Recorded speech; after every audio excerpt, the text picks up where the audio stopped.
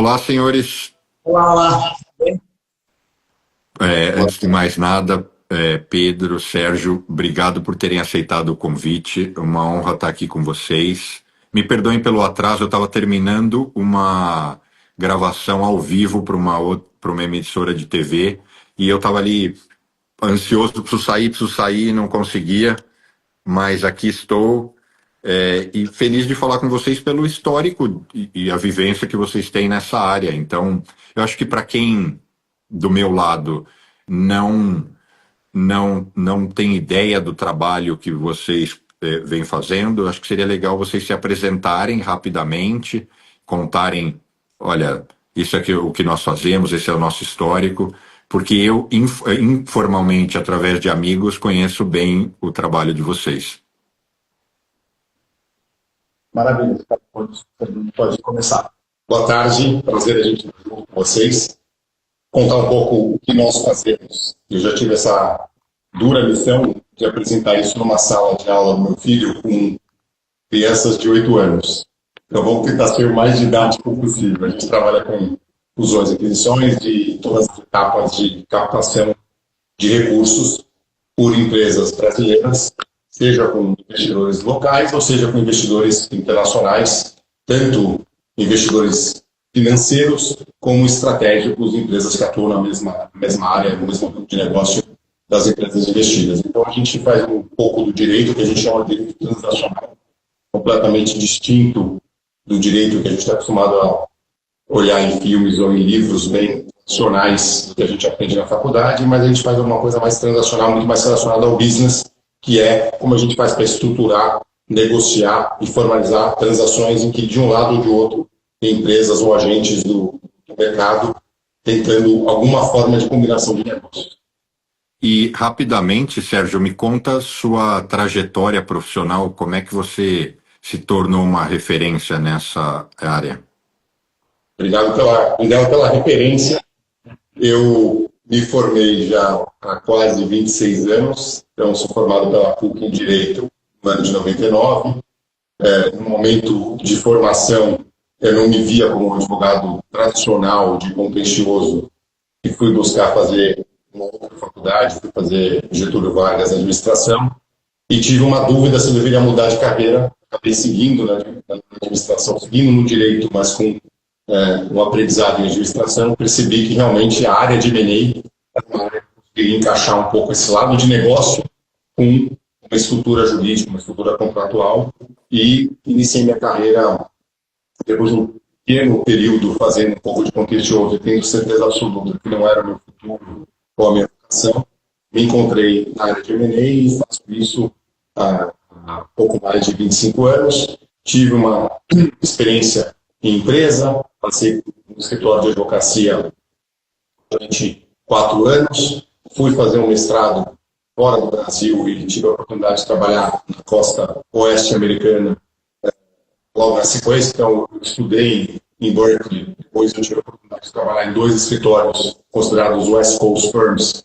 Fiquei um tempo em Nova York trabalhando com M&A na América Latina, por uma fluência em espanhol naquele período, e logo retornei ao Brasil, mais ou menos em 2010, me tornei sócio de um grande escritório durante muito tempo, e mais recentemente, nos últimos 4 anos, juntamente com o Pedro, um grupo de sócios, fundamos o PTCP, e um escritório 100% focado na área transacional, com todas as áreas consultivas necessárias para se fazer e conduzir um negócio envolvendo agentes do mercado.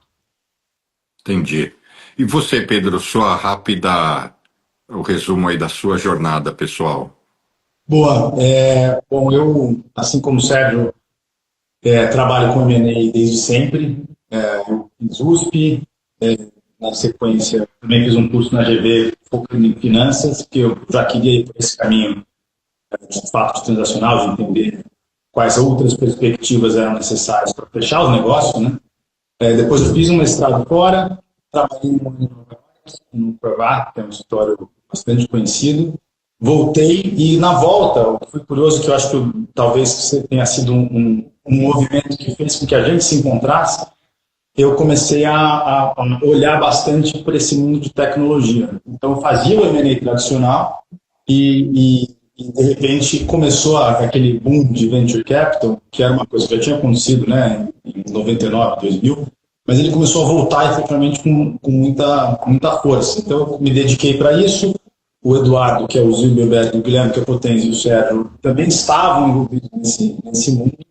Então eu trabalhei no Builda 99, que foi o primeiro unicórnio brasileiro, e a partir daí a gente começou a gente teve uma ideia de falar, poxa, eu acho que se a gente de fato acredita na tese, vamos começar a montar um escritório que possa atender muito bem este mundo de tecnologia, com todas as frentes de VC, desde o early stage até o late stage, até a saída. Por quê? Porque a saída é o M&A. E o M&A a gente faz quer de tech, quer de brick and mortar, quer de infra, quer de energia, M&A. Então, juntando as duas capacidades, né, a gente decidiu então montar um escritório com as áreas certamente áreas de suporte de que os clientes precisam, e aí o escritório tem mais de 80 pessoas, 4 anos, então estamos aí na luta. E agora eu vou começar com uma série de perguntas que podem parecer um pouco tolas, porque a imensa maior parte das pessoas que eu interajo, ou que me seguem, ou que eu faço negócios, eles são empresários, mas que não são desse mundo, né? Então eu vejo que eles têm as mais diversas dúvidas e que para nós às vezes soa um tanto quanto simples. Então a primeira delas são duas perguntas conjuntas. Quem tem tamanho para recorrer a vocês e em que momento ele deve se aproximar? Porque onde eu quero chegar? Eu às vezes vejo que o empresário ele procura o advogado só quando ele fala quero vender ou tem uma proposta. E não foi feito nenhum trabalho prévio, ou seja, tá uma zona, a casa dele tá uma bagunça e tudo fica muito mais difícil e ele perde até valor, né? Porque uma due diligence e tudo mais fica prejudicada por algo que poderia ter sido, assim, se um dia você pensa por que você já não começou a arrumar isso anos atrás? E a outra coisa é que, especialmente aqui nos Estados Unidos, o mercado de fusão e aquisição, ele acontece mesmo num nível bem pequeno. E eu não tenho uma leitura muito clara no Brasil, mas, logicamente, o meu sentimento, e quando eu fazia isso no Brasil, inevitavelmente os negócios são maiores, né? Você não vê eu estou exagerando só para ilustrar. Você não vê uma quitanda comprando a outra, uma floricultura comprando a outra. Você vê o Pátria comprando a casa do pão de queijo, você vê coisas desse tipo, né? Então, eu acho que são duas perguntas para a gente começar a aquecer a conversa. Legal. Vou começar aqui comentando um pouco, acho que é uma reflexão super interessante. Na maioria das vezes, o advogado só é acionado ou procurado quando já existe algum documento assinado entre as partes e o negócio, do ponto de vista de estrutura, os termos e condições financeiras, como vai ser alocado aquele ativo, e os grandes temas já foram colocados ou negociados. Mas isso costuma ser um problema. Por quê? Porque acho que você foi muito feliz na sua colocação. Para se construir um caminho de um M&A, existe aí um trabalho prévio de arrumação de casa, ou de lidar com contingências, e como arrumar um pouco a empresa, ela estar preparada para receber um aporte de capital, ou eventualmente mudar de mãos do ponto de vista de acionista controlador, é super relevante. Então, a gente costuma estar envolvido antes, nesse prévio, principalmente quando a gente está do lado dos vendedores, que a gente chama de uma operação sell-side, a gente costuma estar envolvido no processo de arrumação de casa. Então, para te dar um exemplo, entre 11h30 e meio-dia, horário de São Paulo hoje, nós estamos num M&A de sell-side, em que é um comprador estratégico brasileiro e que eles chamaram uma conversa com os sócios fundadores e os sócios pediram para que a gente participasse, para que nós pudéssemos entender exatamente quais são os pontos de atenção que já surgiram no processo de auditoria, para que a gente pudesse apresentar soluções e alternativas para resolver isso antes mesmo deles confirmarem a proposta e mandarem os documentos definitivos. Então, essa é uma parte que a gente faz de preparação, de arrumação de casa, e daí a gente segue no fluxo tradicional. Com relação à sua segunda pergunta, eu acho interessante, porque no Brasil, de fato, você tem talvez uma diferenciação, é o holofote que se dá em relação ao tamanho da transação e as partes envolvidas. Então, de fato, quando você tem uma transação envolvendo um fundo de private equity importante, renomado, muito provavelmente essa notícia vai ser divulgada em todas as mídias. E fica muito mais fácil para o público em geral ter conhecimento e comentar. Mas a gente, falando de público ideal, de ICP aqui, qual é o nosso ideal customer profile, a gente tem muito na cabeça que a gente tem que ajudar o empreendedor, a empreendedora, ou eventualmente um comprador brasileiro ou estrangeiro, juntamente com a tomada de decisão e não só com um input meramente contratual ou legal. Então, a gente fez transações aqui no nosso histórico de unicórnios, então empresas que foram avaliadas, deals que saíram mais de $1 bilhão, mas a gente também fez transações que, na verdade, tiveram quase que um valor simbólico, porque era um vendedor passando adiante um negócio intangível e o comprador do outro lado não pagando nada, mas assumindo eventualmente as contingências e as dívidas existentes. Então, eu não costumo achar que existe uma marca d'água de valor transacional para que daí sim a gente possa estar envolvido. Para mim é muito mais sobre o histórico como um todo e se as partes precisam dessa ajuda, porque às vezes o valor envolvido no contrato ele é menos relevante do que a contingência que existe e o passado da empresa. E a verdade também é que há vários empreendedores, você nota mais isso em empreendedores seriais, né? Ou mesmo em companhias que fazem M&A, seja o fundo de investimento. O fundador serial, ele já sabe, ele já passou por um processo de M&A, ele já viu quais são os percalços, ele viu o que vai ser levantado, então ele bate na nossa porta antes. A gente até gosta que isso aconteça. Inclusive, por isso é que essas outras áreas todas são tão relevantes de suporte, a área de tributária, a área de trabalhista, a área de AI, que hoje a gente tem uma área super forte. Inclusive, está colaborando com a elaboração do projeto de lei, fintechs, bancário. Então, é fundamental que você reflita sobre esses riscos antes do M&A. Porque senão o cara vai levantar a bandeira e você vai achar que o preço é X e de repente o preço vai ser X menos aquilo que ele foi encontrar. E só contar uma anedota que eu acho interessante de tamanho de mercado de M&A no Brasil. Uma determinada vez eu fui dirigir para o interior de São Paulo e sempre passava ali por uma quitanda. Não era nem você mencionou uma quitanda. E era quitanda, eu não lembro o nome, José Campos, a quitanda. E passei 1, 2, 3 vezes, na quinta vez, ele comprou a quitandinha do lado e tinha um banner, um novo empreendimento José Campos. Então, assim, acho que é um pouco da mentalidade de como você constrói a M&A, né? Todo mundo está ali para crescer o negócio. A gente ajuda desde o pequenininho até o grande. Agora, como é que o empresário distingue?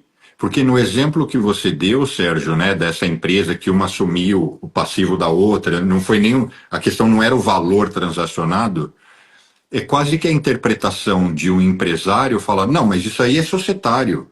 E eu acho que o que a gente tem que esclarecer é falar, distinguir e mostrar que, no fundo, isso pode ser tratado com muito mais excelência por um profissional que está acostumado. Porque aí eu também vou levantar a bandeira do não sei tão bem, tenho medo de falar besteira. Eu não sei nem distinguir, até eu não sei distinguir com excelência por que um faria melhor que o outro.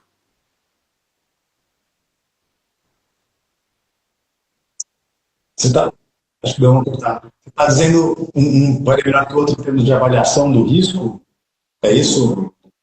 Não, no sentido de, eu acho assim, vou retomar. Quando o Sérgio deu o exemplo da transação que foi feita, onde nem envolveu cifras, mas sim a transferência de um contingente, de um passivo, e dando a entender o seguinte, a gente também faz coisas pequenas. Se a gente pega essa narrativa, para um empresário, isso cria o entendimento de que isso é direito societário, e então o que eu poderia fazer com qualquer advogado, eu não preciso ser super criterioso, não preciso procurar alguém que tem experiência em porque quando você fala, olha, a gente aqui é a casa de M&A, ele já acha o seguinte, isso aí não é para mim, isso aí praticamente meu contador faria alteração contratual, é quase isso. Então eu queria poder explorar a importância, a importância dele entender a diferença do que é só uma operação societária simples de outra que tem, porque certamente aí eu estou me antecipando, né? Uma transação como essa tem um cuidado enorme de quais ativos estão sendo transferidos, quais não, eventuais garantias, cessão de responsabilidade, e que um advogado simples que faz contrato social não vai ter capacidade de pensar em todos os problemas que uma união como essa pode gerar. Entendido. Talvez acho que vou trazer alguns exemplos concretos que facilitar o entendimento.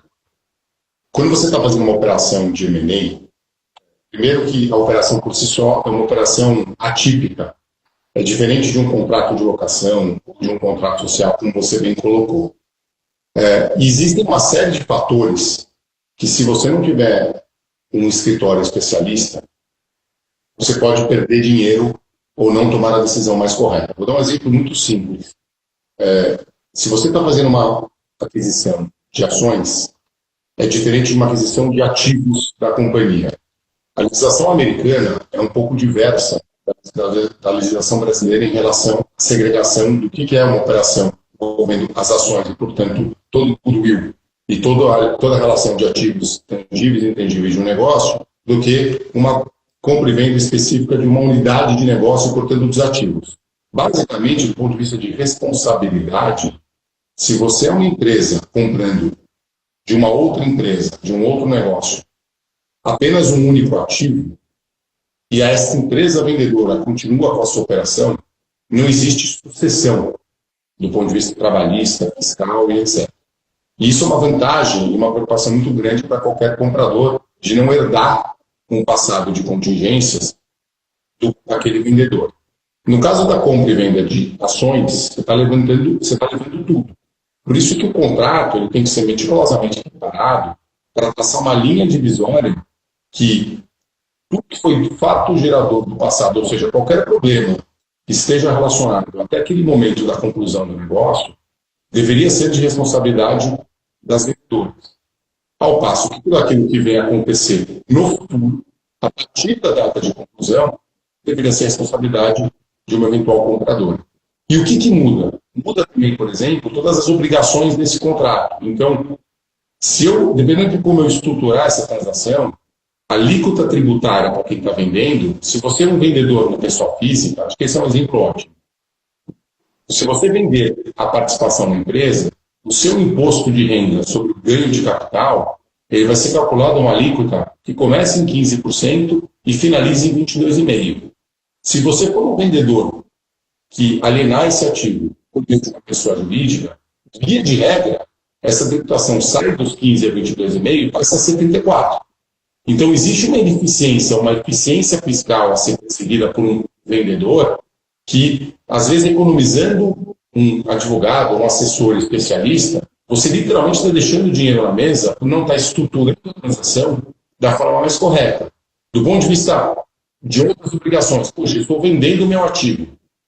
Será que se você vendesse o seu ativo, parte do preço, parte do intangível, também não estaria numa obrigação de não concorrência que um eventual comprador colocaria para falar, olha, a partir dos próximos 5 anos, você não pode fazer mais nenhuma live, você não pode continuar a sua função educacional nas redes, ou sendo uma pessoa, uma autoridade de conhecimento nessa área de negócios, ou no ramo Wall Street, que você propagou. Se, eventualmente, eu te coloco um preço na mesa com esta obrigação de não fazer, o seu intangível, que você vai deixando de receber na sua conta para decidir ou não fazer um negócio, não é só o valor da minha transferência, mas o valor da minha transferência nesse período todo que, eventualmente, você vai ter impossibilitado de exercer a sua função primordial e aquilo que não só te dá prazer, mas te dá uma receita recorrente. Então, acho que tem uma série de dinâmicas, eu tenho que dar 2 exemplos, de temas que é fundamental você ter uma assessoria que só faz isso, porque a repetição mais do que a exaustão, te leva a você saber todas as alternativas, todos os caminhos de argumentação e soluções possíveis para uma transação. E cada transação, acho que essa é a beleza do M&A, cada transação ela tem uma nuance, ela tem um ângulo diferente, porque são partes envolvidas e no final do dia são seres humanos com medos, características, ambições completamente distintas. E complementando, acho que o advogado especialista em M&A, voltando para a tua pergunta, por que eu simplesmente não faço isso com o meu comprador? Ou mesmo até com um advogado que não faz do M&A? Porque, é o que o Sérgio falou, é uma questão de alocação de risco, né? E a alocação de risco, eu tenho discussões super interessantes com os meus amigos civilistas, no direito civil, eles falam, cara, tudo no Código Civil, a rigor, você consegue fazer uma transferência de cotas escrevendo 2 páginas, ou de ações. E é verdade. Só que a forma como você aloca o risco e o que é praticado no mercado, ele é uma discussão entre as partes. E ele decorre aí sim de condições e termos que são usuais e típicos para esse tipo de transação. Então, um exemplo, comparando os Estados Unidos com o Brasil, que é bastante interessante, isso de vez em quando a gente precisa explicar para o cliente gringo, que nos Estados Unidos você não tem essa, em geral, às vezes você não tem o que o Sérgio explicou de pre-closing liabilities. Então, a perda decorrente de atos ou fatos anteriores é algo muito mais presente ou prevalente no direito brasileiro do que nos Estados Unidos por quebra de declaração. Você declara o que você tem, o que está no seu negócio, se você, de alguma forma, aquilo não for verdade ou for incorreto, aí sim você indeniza. Então, se você pega alguém que não, um advogado que só leu sobre M&As americanos ou que só tem o Código Civil, ele não vai conseguir compreender essas nuances. Um outro exemplo, esse da não concorrência, é excelente, porque a gente sabe de casos, e há um caso super famoso, que todo mundo mais ou menos conhece, que o cara foi uma discussão de, qual é o prazo de não concorrência usual? Quanto tempo eu estou te pagando para você não concorrer? O cara falou, tá bom, então eu quero, ao invés de 3, eu quero 2.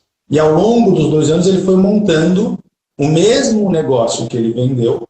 Chegou no último dia do 2º ano, ele virou uma chavinha, tinha 8, 9 escolas já montadas, e a hora que ele ligou a chavinha, todo o goodwill, toda a clientela que ele tinha vendido, o comprador ficou dentro do navio, passou vergonha, né? Então, se você não estruturar esse negócio direito e ter a lógica, o conhecimento dessas nuances, você, de fato, vai fazer algumas coisas, vai tomar algumas decisões que não são inteligentes. Vocês têm dado aula, seja em faculdade, em algum lugar, sobre esses temas? Eu dou aula como convidado, não como professor permanente na AGV, por convite de amigos.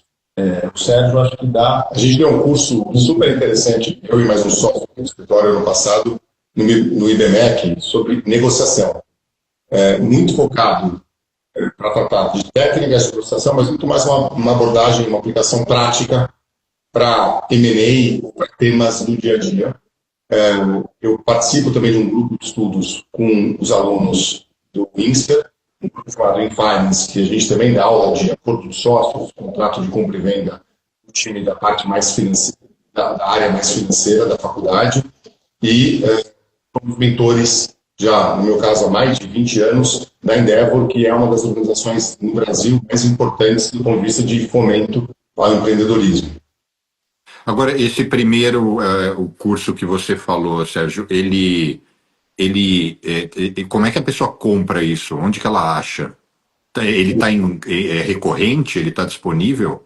Não, esse foi um curso para os alunos do IBMEC, da Faculdade de Direito. A gente já fez um curso de M&A, um pocket de M&A para uma outra organização que ele está disponível e pode ser comprado, uma organização chamada Future Law, e nós também fizemos, e a gente organiza como escritório há mais de 3 anos, um outro sócio nosso, Guilherme Potenza, um curso de Private Equity e Venture Capital para pós-graduação da Fundação Getúlio Vargas. Esse é um curso que nós montamos com eles, e ele, na verdade, durante a pandemia, ele passou a ser absolutamente digital, ele voltou no modelo híbrido, mas a gente continua nesse curso. Eu não sei se as aulas são compradas ou adquiridas de uma forma separada ou se faz parte do curso ou se eles disponibilizam isso para uma base de alunos. Daí eu não tenho conhecimento. E vocês dois produzem conteúdo nas redes sociais habitualmente? Bem menos do que a gente gostaria, né? Bem menos do que a gente deveria.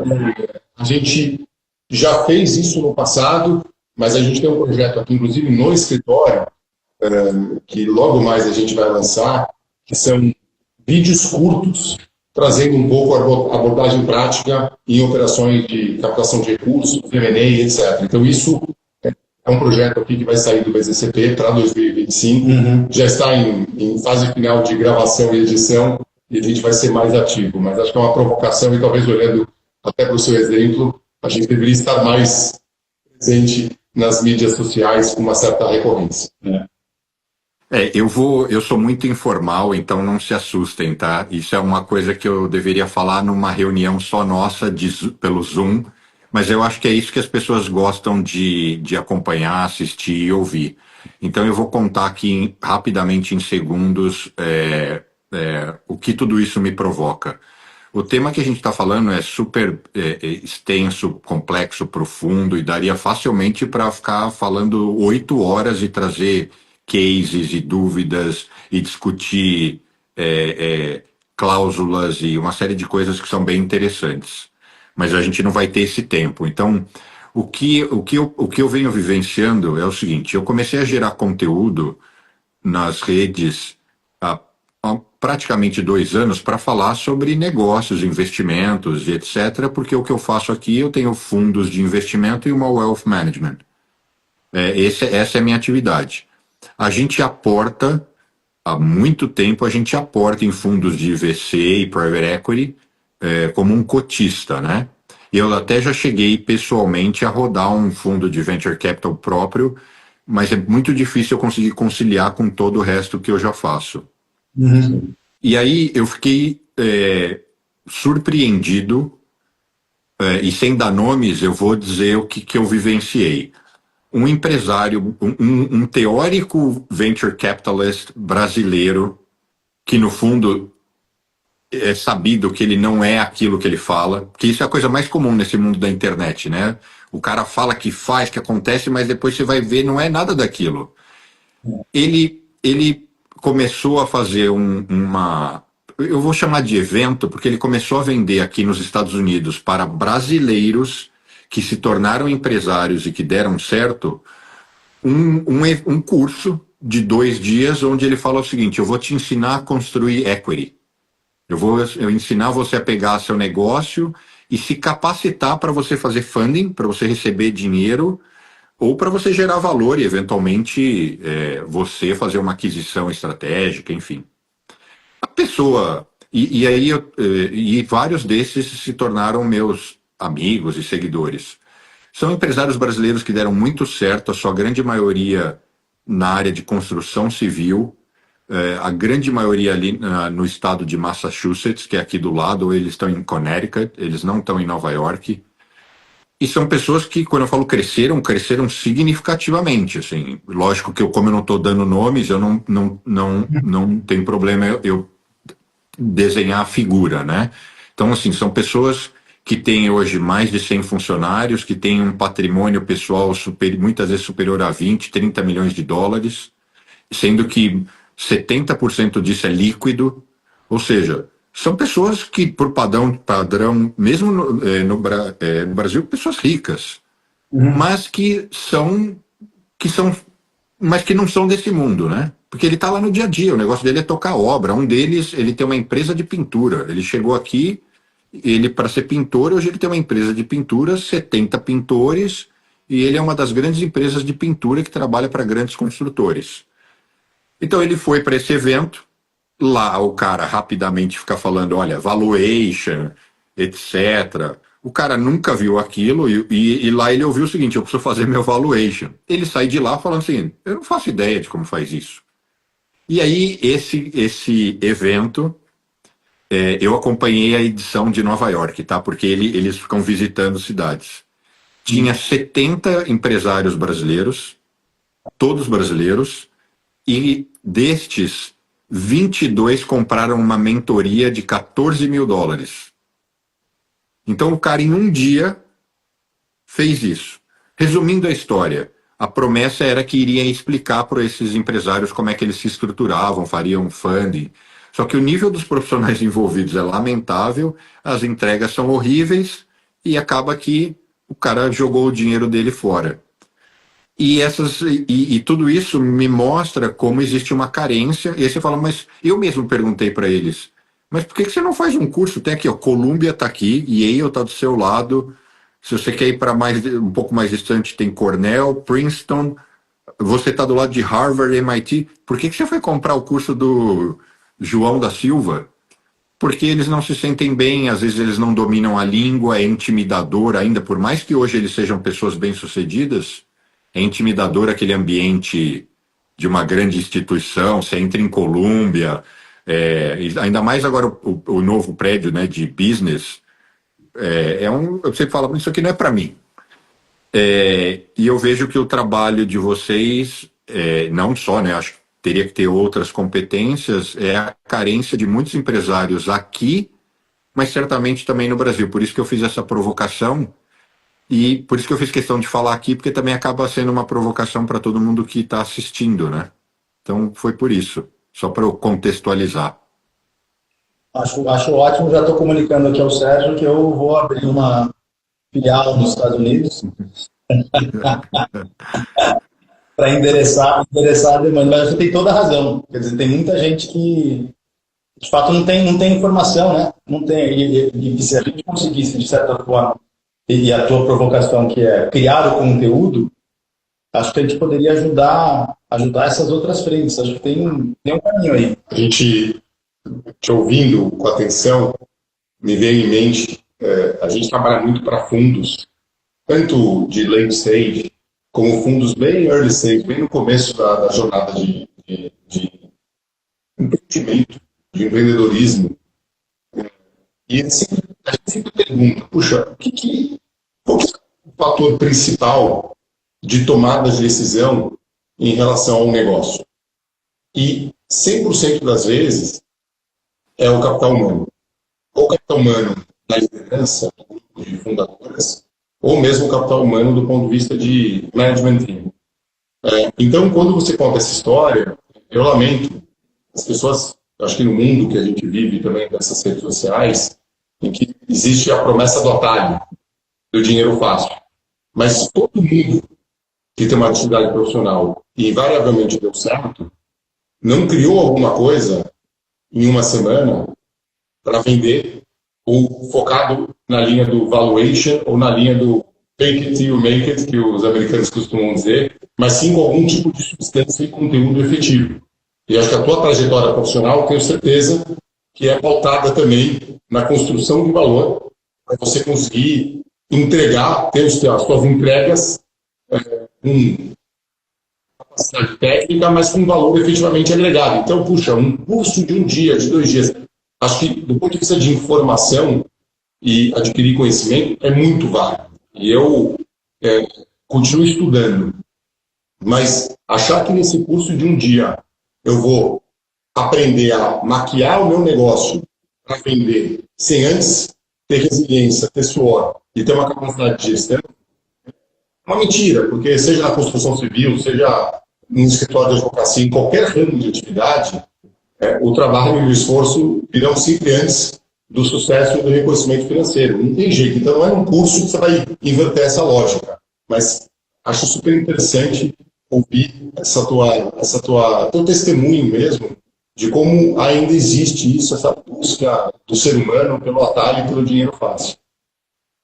Bom, eu sei que vocês estão com a agenda apertada e eu não quero segurá-los, então eu queria agradecer muito por vocês terem batido esse papo. Torço para que tenha sido o primeiro de outros e para que eventualmente a gente até pense conjuntamente em algumas outras iniciativas com a ideia de compartilhar conhecimento, educação e, eventualmente, até, por que não, captar clientes e negócios, né? E queria deixar um convite para quando vocês estiverem em Nova York a gente gravar um podcast, porque pessoalmente é sempre melhor. Eu montei um estúdio, um dia eu conto isso para vocês, mas há 2 anos atrás eu peguei e falei, eu queria também. Eu comecei a ver esses YouTubers que no fundo não são do setor falando de algo que eu domino, e aí eu falei, eu queria também me expor. E aí, encurtando a história, eu aluguei um imóvel, montei um estúdio na Times Square. Que E eu legal. venho fazendo um podcast lá, então vocês estão convidados, que chama Wall Street Cast, eu publico no meu canal do YouTube, para a gente fazer um papo mais profundo sobre isso. E é isso, agradecer o papo aqui. É um tema que eu adoro e que dá para a gente explorar bem mais. Super obrigado, foi ótimo. Quando a gente tiver, vamos para Nova York 1, 2 vezes por ano, algumas vezes mais. Então, quando a gente estiver por aí, avisamos. Né? Eu acho que já tem uma data. Esse convite não vai ser convite, como o pessoal brinca, sem retorno. Na segunda semana de maio, vai ter a famosa Semana dos Bancos em Nova York, em que uma série de bancos de investimento fazem aquelas reuniões com CEOs, C-levels, executivos, e a gente vai participar. Eu, particularmente, estarei presente, se não me engano, na semana do dia 12 a 16, e acho que está aceito o convite e a gente com certeza vai se encontrar ao vivo e vamos retomar esse papo presencialmente na Times Square. Bom, então vai ser um prazer, eu coordeno com o seu pessoal da assessoria e mesmo durante essa semana a gente troca mensagens porque tem vários eventos muito bacanas que eventualmente a gente possa até ir junto. Eu vou receber diversos grupos de empresários brasileiros e que muitos têm sinergia com o que a gente falou aqui.